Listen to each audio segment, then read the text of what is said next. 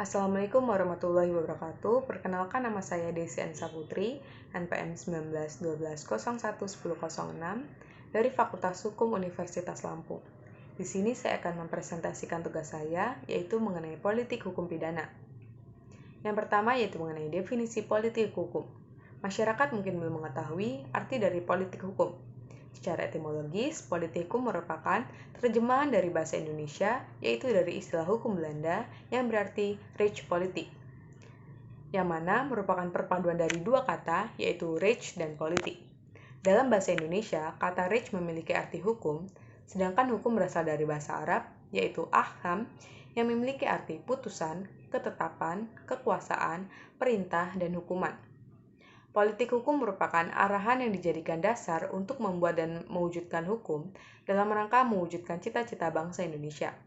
Soedarto sendiri menjelaskan bahwa definisi politik hukum merupakan kebijakan negara melalui badan-badan negara yang berwenang untuk menetapkan peraturan-peraturan yang dikehendaki yang mana diperkirakan akan menjadikan atau untuk mengekspresikan apa yang terkandung di dalam masyarakat dan untuk mencapai tujuan bangsa atau cita-cita dari masyarakat tersebut. Dari definisi di atas dapat disimpulkan bahwa politik hukum adalah arahan atau garis resmi yang dijadikan dasar untuk membuat hukum dan melaksanakan hukum dalam rangka mencapai tujuan bangsa Indonesia. Pijakan utama politik hukum nasional adalah tujuan negara yang kemudian melahirkan sistem hukum nasional yang harus dibangun berdasarkan isi dan cara-cara tertentu. Dengan demikian, politik hukum mengandung dua sisi yang tidak terpisahkan, yaitu sebagai arahan perbuatan hukum atau legal policy dalam lembaga-lembaga negara, dalam mewujudkan hukum dan sekaligus sebagai alat untuk menilai atau mengkritisi apakah hukum sudah sesuai atau belum dalam mewujudkan tujuan negara. Bagi negara Indonesia sendiri, politik hukum yang tetap antara lain memiliki yang pertama, memiliki satu kesatuan sistem hukum Indonesia, yang kedua, sistem hukum nasional berlandaskan sendi-sendi Pancasila, yang ketiga, tidak ada hukum yang memiliki hak-hak istimewa, yang keempat, pembentukan hukum memperhatikan kemajemukan masyarakat, yang kelima, hukum adat dan hukum tidak tertulis dipandang sebagai substansi hukum. Yang keenam, pembentukan hukum sepenuhnya didasarkan pada partisipasi masyarakat. Dan yang terakhir, hukum dibentuk dan ditegakkan demi kesejahteraan umum.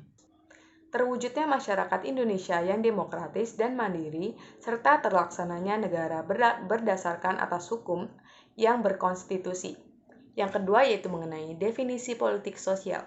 Politik sosial atau kebijakan sosial mempunyai istilah yang terdiri dari kata kebijakan atau policy yang berarti kebijaksanaan atau kearifan, dan kata sosial yang berarti sekelompok orang.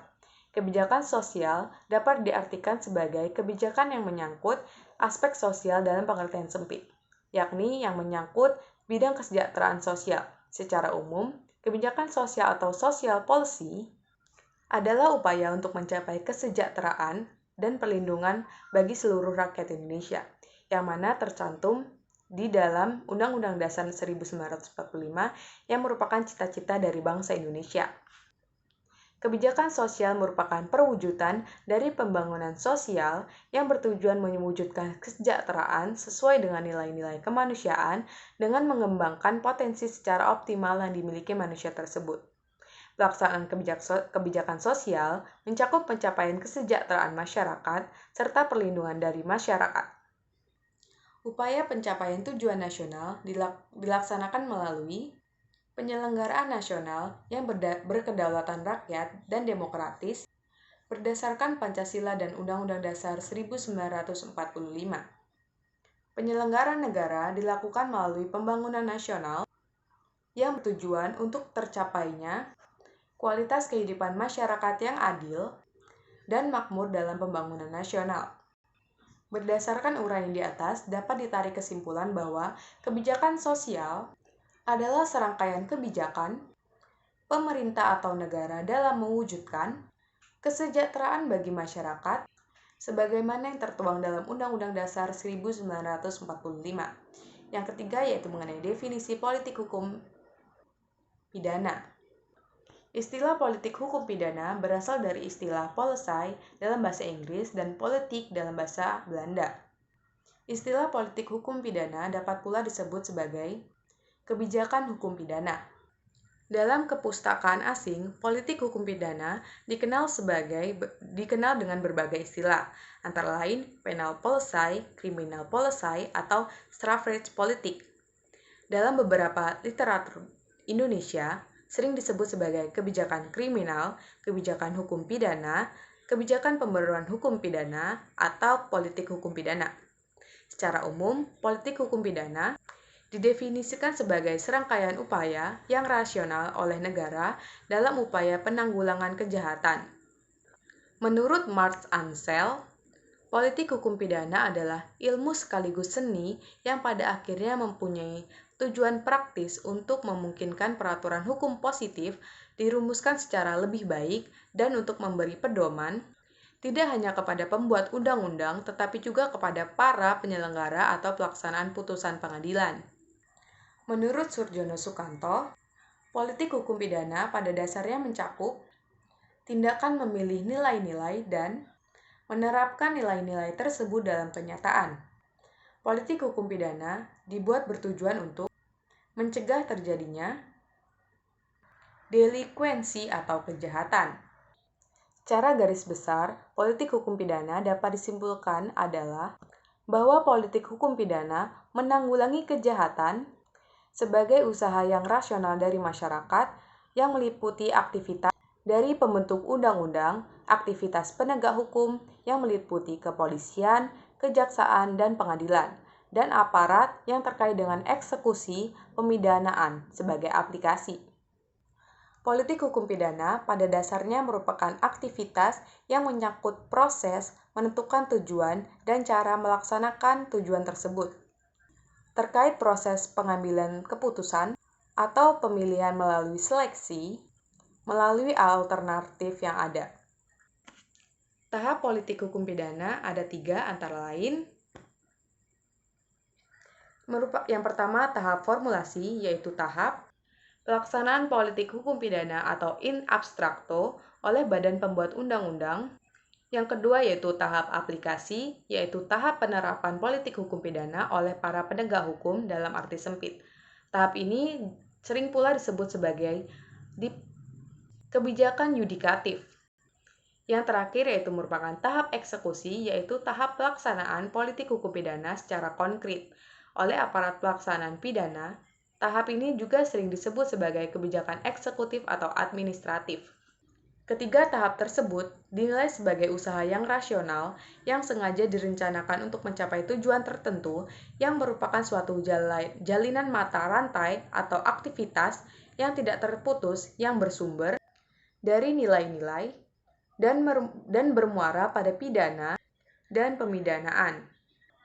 Menurut Syafruddin, penegakan hukum pidana yang rasional melibatkan minimal 3 faktor yang terkait, yaitu penegakan hukum pidana, nilai-nilai, hukum, dan perundang-undangan. Yang mana pembagian 3 faktor tersebut dapat dikaitkan dengan pembagian 3 komponen sistem hukum. Yang pertama merupakan faktor penegak hukum atau komponen struktur hukum. Yang kedua mengenai faktor nilai, dan yang ketiga mengenai faktor substansi hukum. Adapun substansi hukum di bidang hukum pidana meliputi yang pertama hukum pidana tertulis yang mencakup hukum pidana material, hukum pidana formil, dan hukum pelaksanaan pidana. Yang kedua hukum pidana tidak tertulis. Tujuan politik hukum pidana adalah perlindungan masyarakat untuk mencapai kesejahteraan dari masyarakat. Menurut Basyauni, tujuan yang ingin dicapai oleh politik hukum pidana pada umumnya terwujud dalam kepentingan sosial yang mengandung nilai-nilai tertentu, di mana yang perlu dilindungi antara lain, yang pertama, pemeliharaan tertib masyarakat, yang kedua, perlindungan masyarakat dari kejahatan, yang ketiga, memasyarakatkan kembali para pelanggar hukum, dan yang terakhir, memelihara atau mempertahankan integritas pandangan-pandangan dasar tertentu mengenai keadilan sosial, martabat kemanusiaan, dan keadilan individu. Menurut Marjono sendiri, kebijakan penanggulangan kejahatan merupakan satu kesatuan yang tidak terpisahkan dari keseluruhan politik atau kebijakan untuk mencapai tujuan akhir, yaitu mensejahterakan masyarakat. Oleh sebab itu, kebijakan penanggulangan kejahatan merupakan bagian integral dari rencana pembangunan nasional yang bertujuan untuk mewujudkan kesejahteraan dan perlindungan tujuan politik sosial. Berdasarkan hal tersebut, maka 3 tahap penegakan hukum pidana yaitu tahap formulasi, tahap aplikasi, dan tahap eksekusi haruslah merupakan dari perwujudan dari kebijakan nasional sendiri. Yang selanjutnya merupakan hubungan antara politik sosial dan politik kriminal. Upaya penanggulangan kejahatan pada hakikatnya merupakan bagian yang tidak terpisahkan dari upaya perlindungan masyarakat. Oleh karena itu, dapat dikatakan bahwa tujuan akhir atau tujuan dari politik kriminal adalah perlindungan masyarakat untuk mencapai kesejahteraan masyarakat. Dengan demikian, dapat dikatakan bahwa politik kriminal pada dasarnya juga merupakan bagian dari satu kesatuan politik sosial atau kebijakan dalam upaya untuk mencapai kesejahteraan sosial. Sebagai satu kesatuan yang tidak terpisahkan dari keseluruhan positif atau kebijakan hukum untuk mencapai tujuan akhir kesejahteraan masyarakat. Maka dapat dikatakan bahwa penanggulangan kejahatan merupakan bagian integral dari rencana pembangunan nasional, yang mana bertujuan untuk mewujudkan kesejahteraan dan perlindungan tujuan politik sosial. Oleh karena itu, ketiga tahapan penegakan hukum pidana, yaitu tahap formulasi, tahap aplikasi, dan tahap eksekusi haruslah merupakan dari perwujudan dan kebijakan dari pembangunan nasional. Upaya penanggulangan kejahatan perlu ditempuh dengan pendekatan kebijakan, yaitu seperti yang pertama, adanya keterpaduan antara politik kriminal dan politik sosial. Yang kedua, adanya keterpaduan antara upaya penanggulangan kejahatan dengan penal atau non-penal. Perlindungan terhadap masyarakat merupakan bagian dari kebijakan sosial dan kebijakan hukum pidana, sebagai satu kesatuan yang tidak dapat terpisahkan dari keseluruhan politik atau kebijakan tersebut mempunyai tujuan akhir, yaitu mensejahterakan masyarakat. Oleh sebab itu, dapat dikatakan hubungan antara politik sosial dan politik kriminal tidak dapat dipisahkan. Kebijakan penanggulangan kejahatan yang ada di masyarakat tidak hanya dapat ditanggulangi melalui sarana hukum pidana saja, di mana hal ini mengingat keterbatasan yang ada dalam hukum pidana, yaitu suatu jenis kejahatan yang baru hanya dapat ditanggulangi oleh hukum pidana apabila sudah dijadikan sebagai tindak pidana.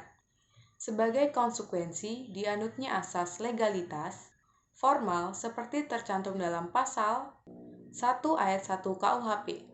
Oleh karena itu, penanggulangan kejahatan juga harus dilakukan menggunakan sarana lain di luar hukum pidana, atau biasa disebut non-penal policy. Kebijakan mengenai penanggulangan kejahatan dengan hukum pidana atau penal policy harus ditindaklanjuti melalui kebijakan penegakan hukum pidana yang secara teoritis dilakukan melalui suatu proses kebijakan yang sengaja direncanakan. Dari uraian di atas dapat diketahui bahwa pembaruan hukum pidana pada hakikatnya merupakan bagian integral dari politik sosial. Oleh karena itu, melakukan pembaruan hukum pidana harus melalui sejalan dengan politik sosial lainnya. Ini mengingat bahwa hukum pidana, hukum sosial, dan hukum kriminal tidak terpisahkan dengan aspek-aspek sosial dari masyarakat. Yang selanjutnya akan saya jelaskan mengenai contoh kasus kebijakan sosial dan kebijakan hukum pidana. Saya mengambil kasus dari seorang suami yang mencuri handphone milik orang lain demi untuk biaya istrinya melahirkan, di mana ia tertangkap dan dilaporkan kepada pihak yang berwajib, di mana pada pihak berwajib, yaitu penyidik, mewawancarai atau menginterogasi korban yang mendapatkan hasil yang mana korban tersebut belum pernah melakukan tindak pidana atau sebelumnya tidak pernah melakukan tindak pidana pencurian atau apapun yang mengenai tindak pidana. Dengan demikian, aparat hukum menggunakan teori restoratif justice, yaitu keadilan yang ingin mengurangi kejahatan dengan menggelar pertemuan antara korban dan terdakwa, di mana aparat penegak hukum melihat bahwa si korban tidak ada niat untuk melakukan tindak kejahatan terhadap korban. Yang dimana pada kasus ini ialah pelaku tidak ada niatan sama sekali untuk mengambil HP atau mengambil sesuatu yang dimiliki oleh korban dengan maksud kejahatan, melainkan ia terpaksa karena kondisi istrinya yang sedang ingin melahirkan dan ia tidak memiliki biaya untuk operasi istrinya. Dengan demikian, kasus ini diselesaikan dengan restoratif justice tersebut oleh penegak hukum. Demikian hasil presentasi saya mengenai politik hukum pidana. Jika ada salah kata atau kekeliruan, kepada Allah saya mohon ampun. Saya akhiri, wassalamualaikum warahmatullahi wabarakatuh.